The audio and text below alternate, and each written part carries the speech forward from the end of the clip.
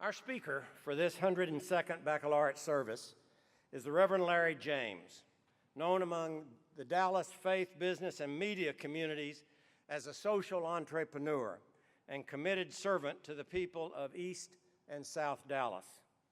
He's the Chief Executive Officer of Dallas-based City Square, formerly known as Central Dallas Ministries, one of the largest, most effective social service organizations in Texas that offers friendship, medical care, homeless assistance, education, employment assistance, legal assistance, and much more. He also holds an appointment to the clerical staff at Highland Park United Methodist Church right here on our campus, a role in which he shares his knowledge and experience about the issues of poverty to help the church further its resources for serving those in need. And I know many of you have done volunteer work at City Square. He's a native of Richardson. He previously served 14 years as senior minister with the Richardson East Church of Christ. In 1998, he served as executive director for the Greater Dallas Community of Churches. Reverend James earned a bachelor's and master's degree from Harding University, a master's degree from the New Orleans Baptist Theological Seminary, and a master's from Tulane University. He's dedicated his ministry to holistic approaches to community service and outreach. In his book, The Wealth of the Poor, published in 2013, he writes that all of us are both rich and poor, but in different ways. He's learned from his materially poor friends that they do, in fact, possess great wealth in the form of social capital, survival skills, capacity to engage and to serve, as well as wisdom about life. Tonight, he shares with members of the graduating class of 2017 his thoughts on throwing parties from Luke chapter 14. So please join me in welcoming, as SMU's 2017 baccalaureate preacher, the Reverend Larry James.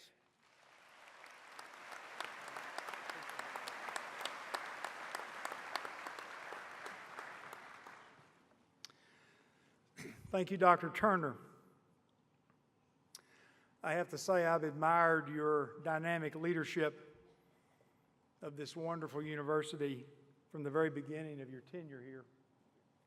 You've accomplished amazing things, and thanks to your leadership, you've orchestrated growth and progress for the good of your students who now reside around the world, as well as for the benefit of our community here in Dallas. Distinguished faculty and administration, family members, parents. Give the parents a hand. We give the parents a hand.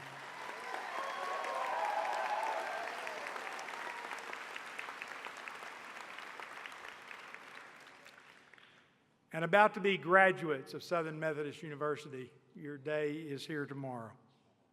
God bless you. It's a real honor and a personal delight to be here tonight to fill this pulpit on this special occasion. I appreciate a great deal of the invitation. I feel a deep connection to this university that I feel I need to explain as I begin. My father was in the real estate development business, and he worked with George Underwood and Lindsay Emery. As a result, I grew up putting up for sale signs on all the vacant lots on the west side of Richardson, Texas, an area that these two distinguished alumni of SMU created for the benefit, enjoyment, and thriving of thousands of families. And thanks to my dad's friendship with Mr. Underwood and Mr. Embry, I got exposed to everything about SMU. And if you knew those two fellows, you know how that happened. Their friendship with my father allowed me to enjoy this university at various levels, and I was made better as a young man just by being associated with the university. I also grew up watching the Ponies play football and basketball. And that's a cool thing. It's been a blast for me personally to watch Shimmy Ojale serve where I work as a volunteer on a regular basis. He showed up one day and stayed without any fanfare or heralding. A really amazing man.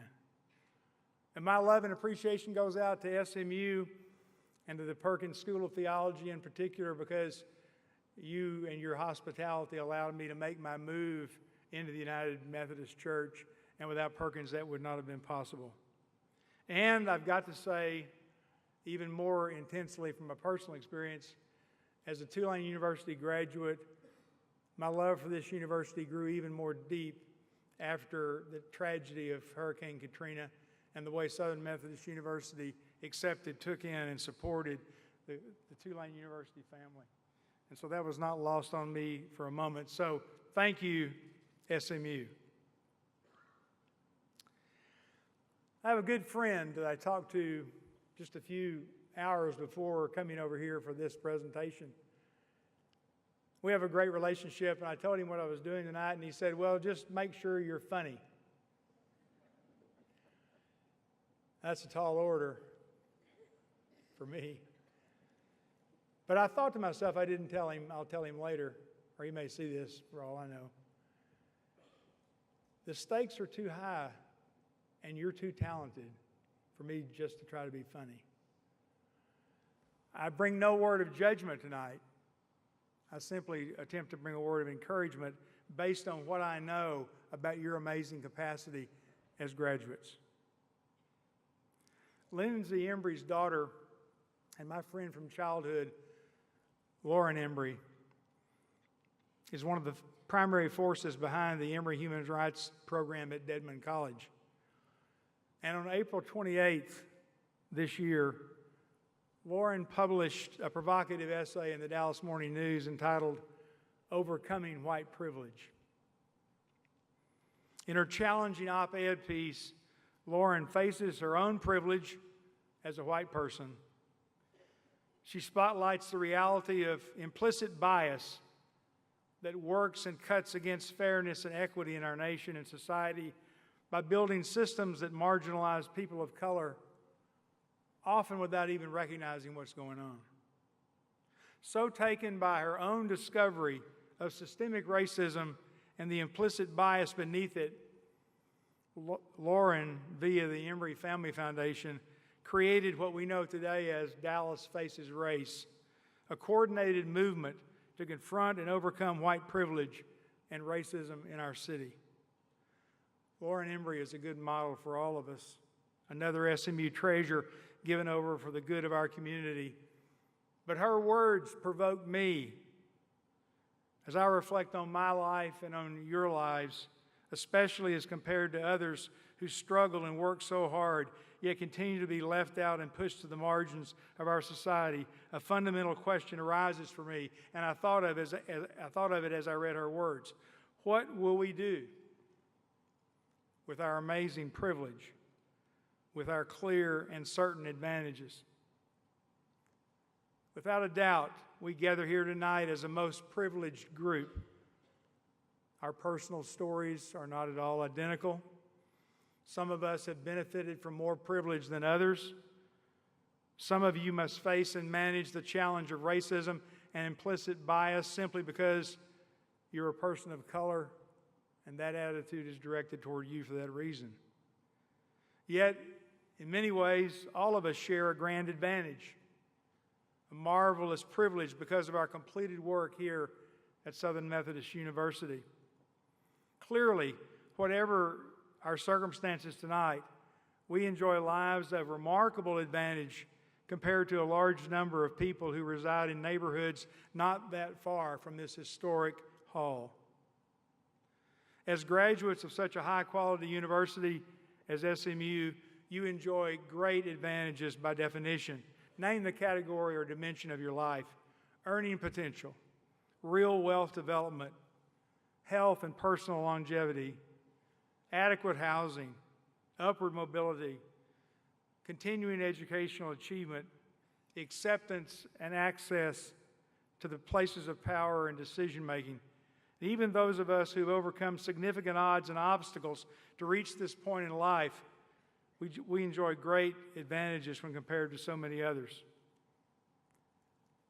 Several years ago, I was invited by the Dallas Independent School District to be principal for a day in an elementary school in far east Dallas.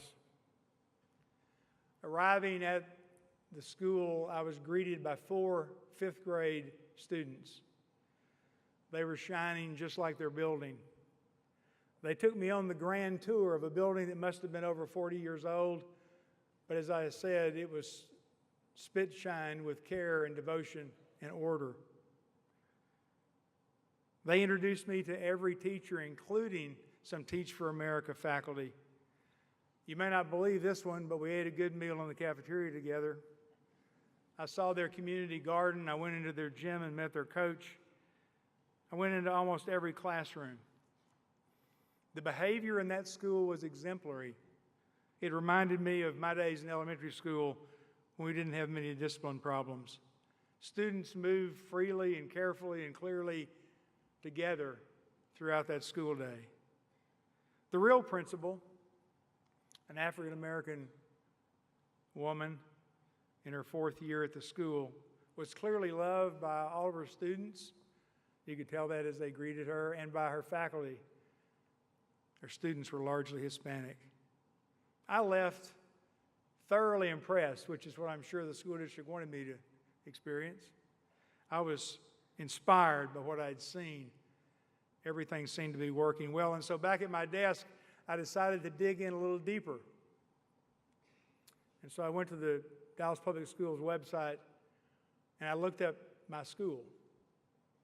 And there on the screen before me, I read a report that indicated that test scores were flat and trending down. The percentage of students in the 5th grade class that were on mark to pursue a college degree stood at about 15%, a little less than 15% actually. I was shocked. I was really confused. What I observed at the school wasn't translating to achievement, and I couldn't understand why. A real betrayal of my ignorance about life that many people live. That night at dinner with my wife, I bemoaned my observations and my discovery as if I were the principal. As we ate dinner, my wife changed the subject to tell me that 2 of our grandchildren, along with their parents, were going to spend a long weekend in New York City. The combination of fair day on one end of the week and in-service training for teachers on the other allowed there to be about a 4 or 5 day period for travel and enjoyment of Manhattan. During the weekend they were there, I received photos that were texted by my grandchildren. The Museum of Natural History, complete with dinosaurs, pickup soccer in Central Park, the Museum of Natural History, the largest toy store in the world, the performance of The Lion King on Broadway. As I processed their experience, I thought of the students at the elementary school I had visited. And I realized that my grandchildren, who are the most precious things in the world to me, are no different from the children I encountered in that school. I realized that my grandchildren were no smarter, no more deserving, no more loved, and no better than the children at the poor, underperforming school I had toured.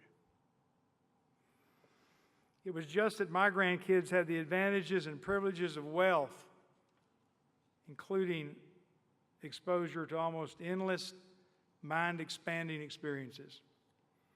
It hit me that while my kids were on Broadway, many of my new little friends probably couldn't find their way to North Park.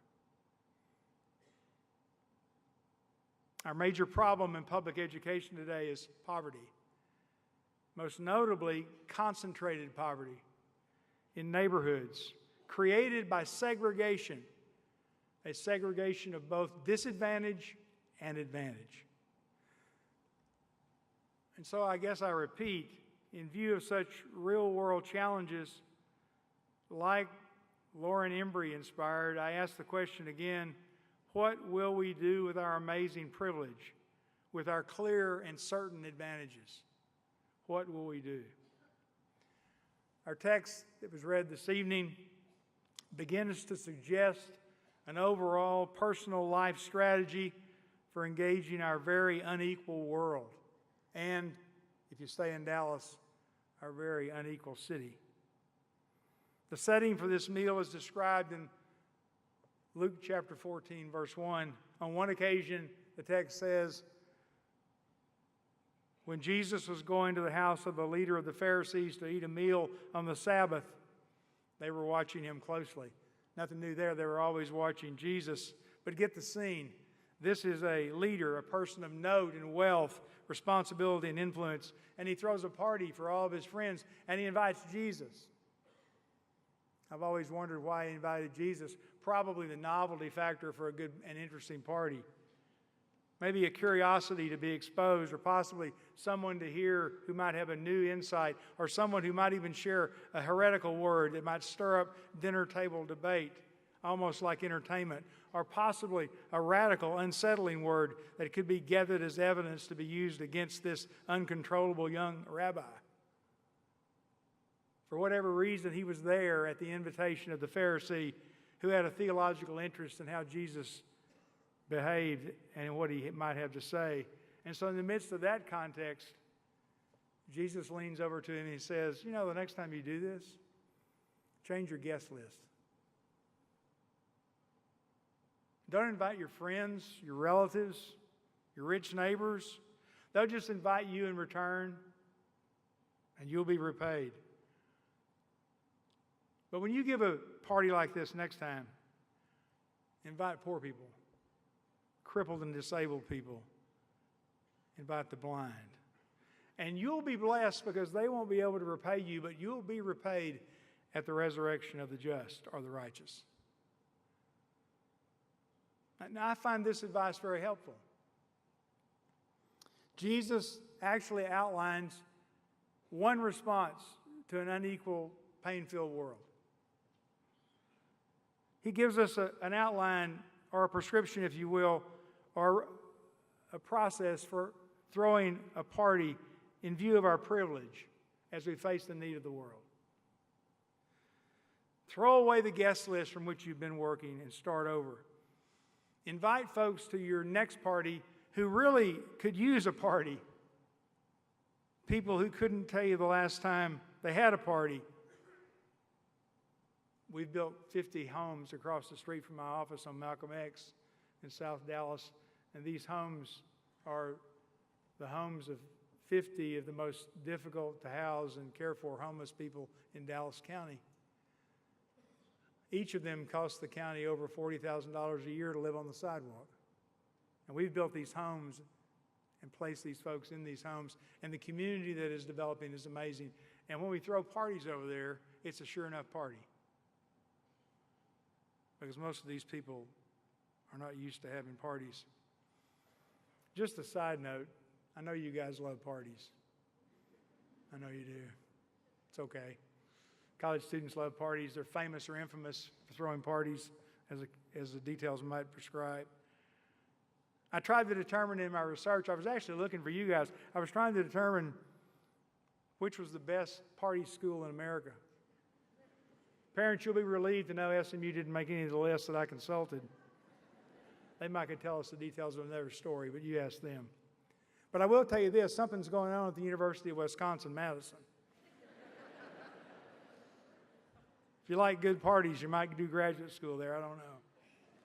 You'll also be pleased to know that my alma mater, Tulane University, was number one on one list. Go figure. Parties are fun because we enjoy being with our friends. Parties convey a feeling of belonging. Parties allow for networking or for catching up with one another or for opportunities to be explored or for ego strokes or open doors or affirmation. We all enjoy being with our friends. But when it comes to throwing parties, guest lists are primary for Jesus. He counsels us to mix things up. Come up with a list of guests never before considered. Include people like the ones Jesus describes. All of these guests would have been considered members of groups that popular wisdom declared sinful and irresponsible. That mythology's been going on forever. Even today, people are quick to judge others who live in poverty and its ongoing toxic stress, a world and a reality that few of us know. Possibly, I blame victims at times as a defense mechanism against genuine human engagement. I don't know why we do what we do, but we need to do more, and we need to do better. As we consider our great advantage, our clear privilege, Jesus counsels us to find ways to throw parties for people who don't expect them. But given who we are and given our times, it just seems to me as I read this story that it prompts us to do even more today, given what we know about the deep challenges we face as a people. Given our great advantages, what can we do? And what will our parties look like? Maybe we can turn throwing parties into a code for engaging people and helping to lift them out of the circumstances in their lives that limit their children and destroy their own health. Maybe we can throw parties in which we use our influence to literally include the poor, the segregated, the left out, the marginalized, the homeless, the uneducated, the uninsured. What sort of special parties will these need to be for us today? I'm not sure I know all the answers, but I face a group full of intelligence, curiosity, and passion, and so I'm hopeful. So as I close, just let me just give you a list. We can't avoid this fundamental question in view of the lives we can realistically expect to enjoy going forward, thanks again to our advantages. So what can we do, understanding that we're going to have the capacity to do great things? First, we need to be proactive. Wherever you land, and in this first round, you'll probably land all over the world. Wherever you go, remember the suffering of the poor. And because of that remembrance, research your community. Learn your social context. Search for and discover groups that provide creative, inclusive human experiences as an essential part of their organizational mission and culture.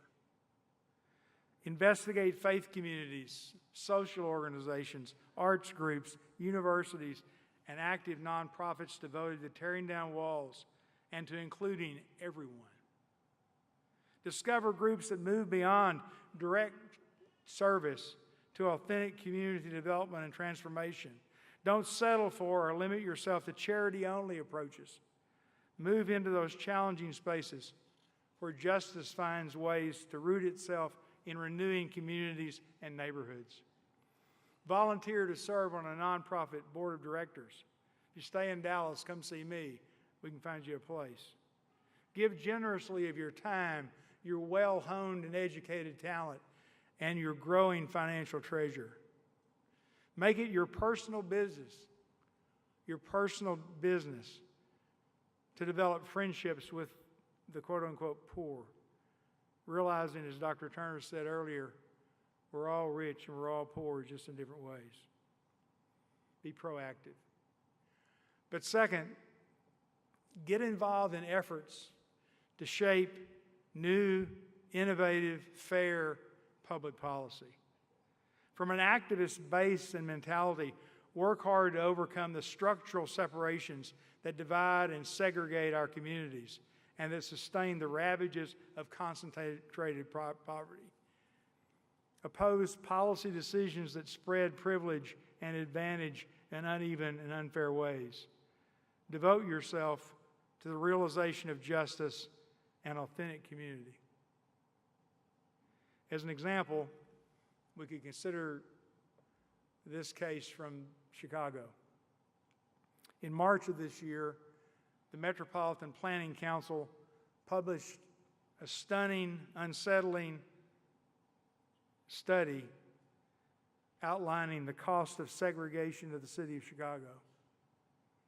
The study's findings document the enormous cost paid as a nation because we live largely in separate worlds marked off by the artificial, arbitrary, and far too often intentional boundaries created by race and class.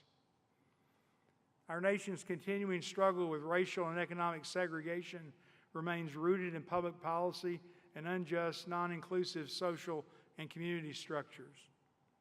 The study found the cost of continuing racial segregation in Chicago with the city's attendant growing income inequality to be astronomically high, in the tens of billions of dollars lost annually. Similar results would be discovered in any analysis of this city, as well as most major urban areas in the United States. This groundbreaking study and others like it demonstrated irrefutably the negative effects of persistent segregation on community health and wellness, housing quality, public education, public safety, the arts, food security, employment training, unemployment, wage status, and toxic stress levels. Clearly, our great urban centers need creative leadership from people like you, persons of privilege and economic advantage. Political action at the local level provides us the opening we need to work as significant bipartisan change agents in our sadly segregated and troubled cities, cities that you will one day call home. So get involved with policy making. Policymakers will listen to you. Your intelligence and your vision will make a difference.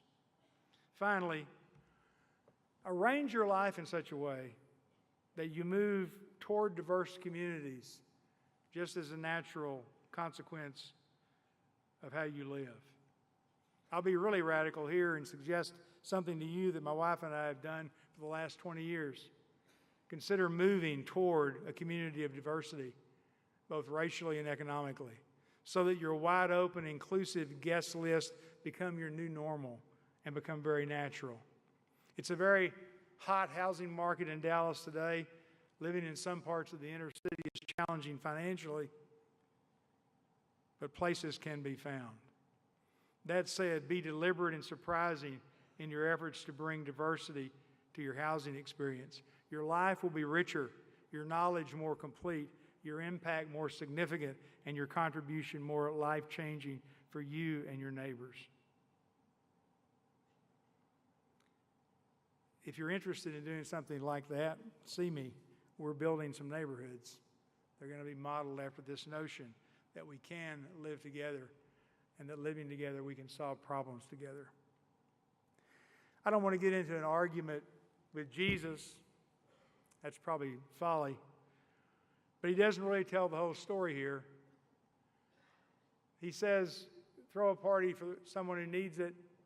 They won't be able to pay you back, but you'll be repaid at the end, the resurrection of the righteous. I understand what he's trying to say. I get his point. But I've also learned that the poor can repay you. Maybe not with the kind of party you'd throw, but with one fully funded.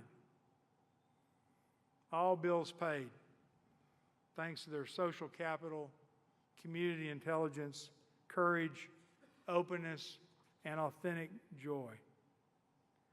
Our experience within such social context will more than repay us. Such experiences and encounters allow us to become more fully human. So, the question back to you one more time. What will we do with our amazing privilege, with all of our clear advantages? I say we offer them up for the sake of those who seldom, if ever, enjoy the party they really need. will be repaid here and now, to say nothing at the end of all things. May God bless you richly as you move out from this great university. Thanks for your attention.